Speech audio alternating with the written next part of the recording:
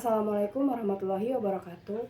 Perkenalkan, saya Siti Rahmadita Pasilia, NIM 941423042.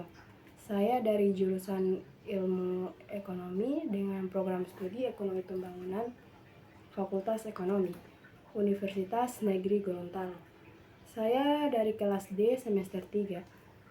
Video ini dibuat untuk memenuhi tugas dari Pak Bobi Rantopayu, SSI, MM. Baiklah, di sini saya akan menjelaskan pengaruh variabel X terhadap variabel Y.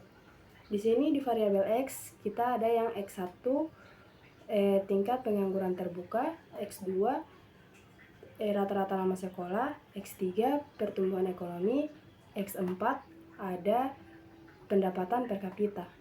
Nah, pada variabel Y itu tingkat kemiskinan. Selanjutnya saya akan menjelaskan pengaruh variabel Y terhadap variabel X, yaitu yang pertama tingkat pengangguran terbuka. Variabel X1 berpengaruh signifikan terhadap variabel Y, karena kan semakin tinggi tingkat pengangguran terbuka, maka tingkat kemiskinan juga akan semakin tinggi.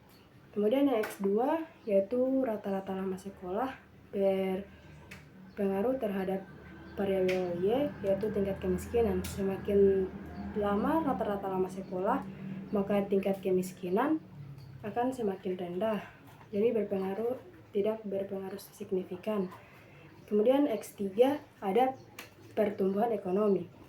Semakin tinggi pertumbuhan ekonomi, maka tingkat kemiskinan akan semakin rendah.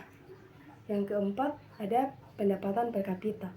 Semakin tinggi pendapatan per kapita, maka tingkat kemiskinan akan semakin rendah.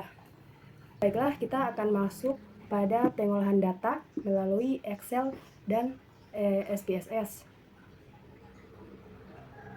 Yang pertama kita masuk pada Excel. Nah, di sini sudah terdapat data-datanya. Kemudian kita blok dari tingkat kemiskinan sampai pada pendapatan per kapita. Kemudian disalin dipindahkan pada SPSS, yaitu data view. Kemudian namanya kita ganti, yang pertama POV. POV itu tingkat kemiskinan, yang kedua TPT tingkat pengangguran terbuka, kemudian RLS, yang ketiga PE, dan yang keempat PPK. Label kita beri nama, yang pertama itu tingkat kemiskinan, yang kedua tingkat pengangguran terbuka. Oke, yang ketiga rata-rata lama sekolah.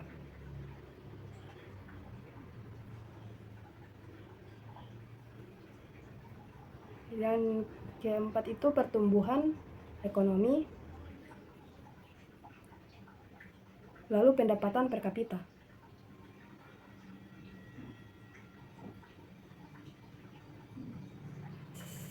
Kita perbaiki tabelnya. Kemudian kita masuk pada menu Analyze, lalu Deskriptif.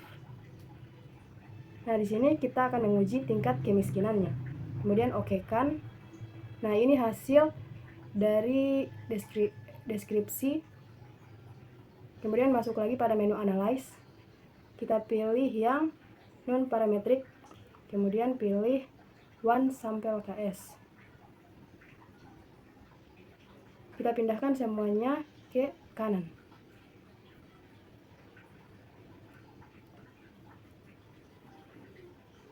Setelah itu kita okekan. Nah, ini adalah hasilnya, yaitu uji Kolmogorov-Smirnov. Kemudian kita masuk pada Analyze lagi, lalu kita pilih Regression, kemudian Linear. Nah, tingkat kemiskinan kita pindahkan ke Dependent. Kemudian X1 sampai X4 kita pindahkan ke Independent. Lalu kita okekan. Inilah hasilnya. Hasil dari uji Kolmogorov-Smirnov, regresi dan deskripsi.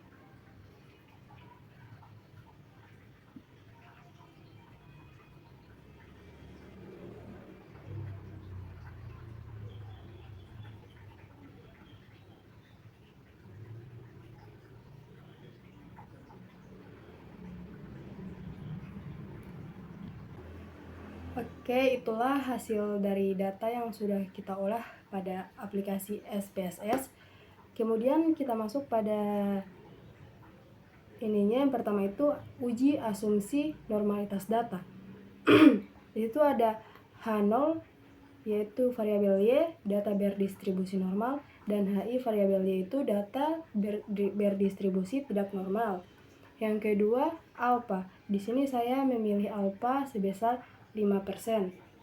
Kemudian yang ketiga, stat uji. Di stat uji tadi seperti yang tadi kita olah di SPSS, saya menggunakan uji one sample Kolmogorov-Smirnov. Yang keempat itu kriteria uji. Di X1 tadi seperti pada tabel tadi, X1-nya mendapat 007, X2 200, X3 00, X4 200 dengan tingkat kemiskinannya itu 200. Nah, kesimpulannya X1 yaitu pendapatan tingkat pengangguran terbuka bernilai 007, itu nilai probability-nya lebih besar dari alpha. Jadi terima H0 tolak H1. Kemudian X2 dengan nilai 200 lebih besar dari lambda, yaitu terima H0 lalu tolak H1. Kemudian X3 000 lebih kecil dari lambda, yaitu tolak H0 terima H1. Kemudian X4 hasilnya di situ 200, yaitu lebih besar dari lambda, berarti dia terima H0 tolak H1. Variabel Y-nya yaitu tingkat kemiskinan mendapat 200, dia lebih besar dari lambda, berarti terima H0 tolak H1.